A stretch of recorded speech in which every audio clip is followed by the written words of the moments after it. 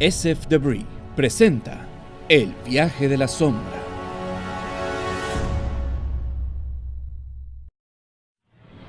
Novena parte. El camino elegido. Lucas se encontró de nuevo escribiendo cuando no quería escribir, pero sintió que con Imperio aprendió que lo mejor que podía hacer era escribir lo que quería y luego dejar que un verdadero escritor convirtiera eso en un guión, en lugar de hacer lo que intentó con League Bracket la primera vez. La mayor ventaja era que Lucas podía presentar todo lo que quería incluir para que el escritor, el director y el productor pudieran ver a dónde iba con eso y cómo proceder después. Pero la desventaja era que Lucas todavía no era un buen escritor y todavía estaba involucrado como productor ejecutivo en Cazadores del Arca Perdida, así como en El Regreso del Jedi. Como resultado, mientras que la primera reunión de guión para Star Wars 2 fue 6 meses después del estreno del original, la reunión para Star Wars 3 fue 14 meses después del estreno de Imperio. Y recuerden que el guión de Imperio estaba en blanco, pues la secuela se suponía que fuera El Ojo de la Mente, mientras que Lucas sabía desde hace años qué tan grande sería la tercera. Sería otra gran película como Imperio, si esta tenía éxito, o no sería porque Imperio fracasó. Así que si bien en teoría era bueno que Lucas escribiera el primer borrador, asumía un nivel de compromiso que Lucas no podía dar. Por eso construían campos de lava en Londres que no necesitaban. Lucas estaba insatisfecho con el resultado final de Star Wars, así que sentía que esto era una oportunidad de arreglar lo que no se pudo antes e incluir lo que tuvo que cortar. Jabba el Hutt estaría en cámara en lugar de solo ser nombrado. Una gran cantidad de criaturas para compensar por la insatisfactoria escena de la cantina. El centro del control imperial sería ese planeta de ciudades. La luna de primitivos peludos volvió, los paralelos a la guerra de Vietnam y todo lo demás. Fue un punto de inicio para Lucas incluso mientras decidía qué hacer con los personajes. Se forzó a armarlo todo, usando los diseños del equipo de ILM para poder pensar.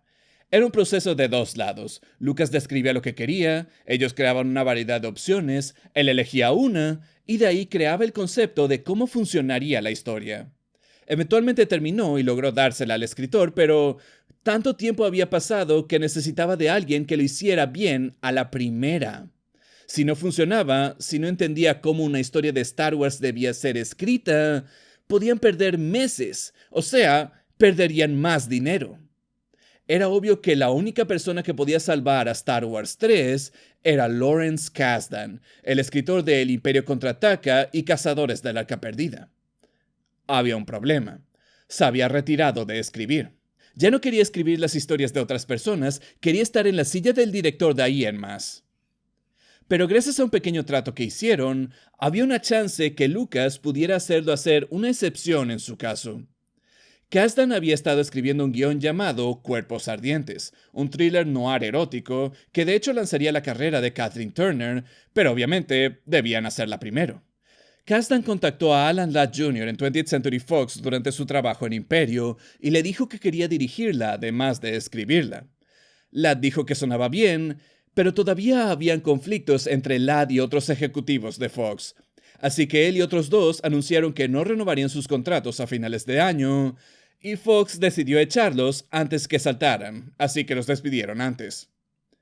El trío formó The Ladd Company, y cuando Kasdan averiguó que Fox ya no estaba interesado en su trato, fue a la compañía de Ladd para ver si querían hacer Cuerpos Ardientes en su lugar.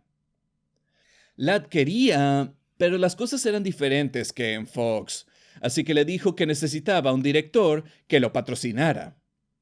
Kasdan se lo pidió a George Lucas, quien claro estaba muy feliz con el trabajo que éste había hecho para armar Lucasfilm y ofreció no solo patrocinarlo, sino también ser productor ejecutivo y dijo que si se pasaba del presupuesto, esto saldría del bolsillo de Lucas. La película sería un éxito comercial y en críticas, y pocos sabían en ese entonces que Lucas tuvo algo que ver con ella, porque insistió que su nombre no fuera mencionado para nada, para poder asegurar que la imagen de Lucasfilm se mantuviera intacta. Así que de no ser por Lucas tras bambalinas ayudándolo silenciosamente, la carrera de director de Kasdan podría nunca haberse materializado. Así que a pesar que Kasdan se retiró de escribir para enfocarse en dirigir, cuando Lucas llegó pidiendo ayuda para escribir Star Wars 3, Kasdan pensó que era lo mínimo que podía hacer. Antes coloqué la acusación de que Lucas se rodearía de sí señores. Si bien es lo que más se escucha, es algo inexacto. Lucas no quería que le dijeran que todo lo que decía y hacía era correcto. Bueno, tal vez sí, de la misma manera que todos queremos pensar eso. Pero Lucas quería gente que le diera desafíos inteligentes. Esto era parte de lo que hizo de la película original un éxito. Sus colegas y su esposa eran sus peores críticos. Y los escuchaba, reflexionaba sobre el asunto y decidía si debía hacer o no los cambios. Lucas quería gente dispuesta a hacer eso. Quería aquellos que lo ayudaran a tomar la mejor decisión, pero una vez tomada, debían seguirla. Por un lado, él está a cargo, así que eso es obvio. Por el otro, bueno, eso es lo que llevó al conflicto en Imperio. Lucas tomaría decisiones a miles de kilómetros para hacer cosas que Gary Kurtz sentía y sabía que empeorarían el asunto. Y no quería ser cómplice de eso. Así que Kasdan era lo que Lucas quería. Por un lado, Kasdan estaba dispuesto a cuestionar las ideas de Lucas, incluso hasta el punto de debatirlas con fuerza sobre lo terribles que eran. Y aún así, con todo dicho y hecho, Kasdan escribiría el guión con lo que Lucas quería. A veces Lucas cambiaba de idea, a veces no, pero al final, eso es lo que quedaba en el guión. El guión de Lucas era técnicamente un primer borrador, pero estaba tan mal hecho y con tantos errores que no podía considerarse un borrador. Son una larga lista de ideas para que se entendiera en qué estaba pensando. Había páginas enteras en blanco porque creía que alguien más vendría para llenarlas con palabras reales. El punto era que había acción pasando en 3 lugares al mismo tiempo. Actividades que involucraran a Vader y el Emperador en la capital, llamada Had Abaddon, Luke y compañía buscando liberar a Han Solo de Jabba el Hutt, y Leia liderando una fuerza rebelde para infiltrarse en la luna de Had Abaddon para intentar evitar los planes del Emperador para construir 2 estrellas de la muerte, ambas en construcción en órbita. El deseo de Vader de usar a Luke y usurpar al Emperador es obstruido por el gran poder del Emperador y por el Moff Jurjuran, un poderoso adversario político de Lord Vader. Lo que se da a entender en el borrador de Lucas, que es menos claro en la película, es que el ser llevado al pozo del Sarlacc era parte del plan de Luke, pues sabía que tratar de pelear para salir del palacio de Jabba iba a ser imposible, incluso para un Jedi. Ser llevado como prisionero era la única forma de sacar a Han con vida. Escapar de ahí sería simple en comparación. En el guión, los droides cruzan los cables en la barca causando su autodestrucción, causando su choque y arrojando a Jabba y sus secuaces a las fauces del Sarlacc. Pero luego de esta victoria, Luke tiene un sueño donde habla con Vader, Ben y Yoda, comunicándose de verdad a través de la fuerza, y Yoda dice que el plan de Leia fracasará, acabando con el ataque rebelde y colocándola en peligro, lo que resulta en su viaje a la luna. Luke es capturado y llevado ante el Emperador, muy por debajo de la superficie de Had Abaddon, donde fluye lava. Ya pueden ver por qué se confundieron.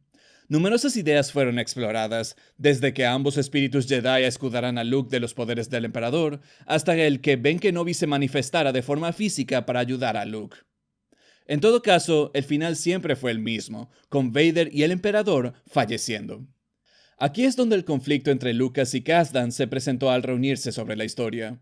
Lo primero que hizo fue convencerlo de que 2 estrellas de la muerte era excesivo, y luego de eso fue una cuestión de si la acción debía centrarse en la estrella de la muerte o Had Abaddon. Tener ambos no parecía funcionar. La idea era que la estrella de la muerte era una cuenta regresiva para la rebelión. Tenían que atacar antes que la terminaran o no habría esperanza. Así que es un vencer o morir para los rebeldes. Pero también debía terminar con la destrucción de Had Abaddon, simbolizando el final del imperio mismo. Era bueno en teoría, pero era demasiado complicado de realizar en la práctica, incluso con la idea de usar la estrella de la muerte para destruir Had Abaddon. Lucas pensó que mantener la estrella de la muerte pero no el planeta era lo correcto, su destrucción simbolizando una vez más la destrucción del poder del imperio. Pero Kasdan argumentaba que ese era el problema, el una vez más. Ya hemos visto eso, ya hemos hecho eso. Had Abaddon era algo nuevo. Por un tiempo, Lucas fue convencido, pero después decidió que la estrella de la muerte era la mejor opción y su razón era los Ewoks. No podía concebir algo que incluyeran a estos y a Had Abaddon también, pero sí podía con la Estrella de la Muerte.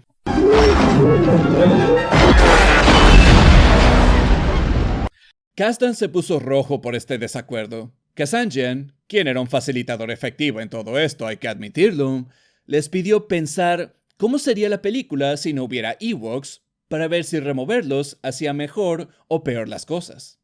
Lucas veía un enorme agujero en la historia, pero Kasdan veía una oportunidad de regresar el enfoque de nuevo sobre Luke. El clímax de Imperio se trataba de él y su padre. Esta es una película sobre él. Incluso el título refleja que es sobre los Jedi vengándose a través de él.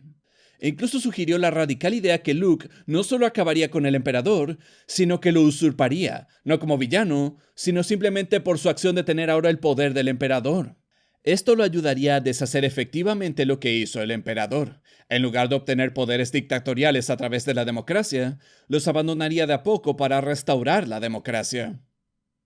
Pero Lucas odiaba todo eso y no quería perder sus Ewoks, y Kasdan odiaba la idea de la Estrella de la Muerte con el emperador a bordo muriendo de manera que no tuviera impacto en los eventos. La confrontación por el alma de Luke Skywalker era al final inmaterial. Había también una gran incapacidad de construir sobre el Vader de la película pasada. Su obsesión de encontrar y convertir a su hijo pasó de consumirlo por completo a solo una mera distracción. Sin mencionar que Han y Leia no tenían mucho tiempo para interactuar luego de admitir sus sentimientos. Kasdan tuvo la oportunidad de escribir una escena entre ellos en el halcón, pero solo iría en el guión si a Lucas le gustaba. Un punto en donde todos estaban de acuerdo era la confrontación contra Jabba. Juntos trabajaron mucho en el escape para que tuviera varias capas, que el plan de Luke era que, para que cada parte de su plan tuviera una chance de liberar a Han, pero si todos fallaban, estarían juntos para la gran confrontación contra el Sarlacc. Kasdan pensó que la idea de Marquand de Leia vestida de Bausch era, de hecho, bastante shakespeariana, y luego sugirió que fuera ella quien matara a Jabba. También resolvió el problema del sable de luz de Luke. Lucas lamentaba que la gente pensaría que el que Luke tuviera un sable era un error, como si de alguna manera tuviera el sable que había perdido, y que lo sacaría del momento aun si era mencionado después. Así que Kasdan sugirió la simple pero elegante solución de cambiar el color al sable de luz, para mostrar que no era el mismo ni bien se encendiera. A pesar de los desacuerdos, Kasdan logró escribir el guión, lo cual era bueno porque los otros equipos de producción ya podían dejar de construir sets obsoletos y empezar a trabajar en lo que saldría en la película.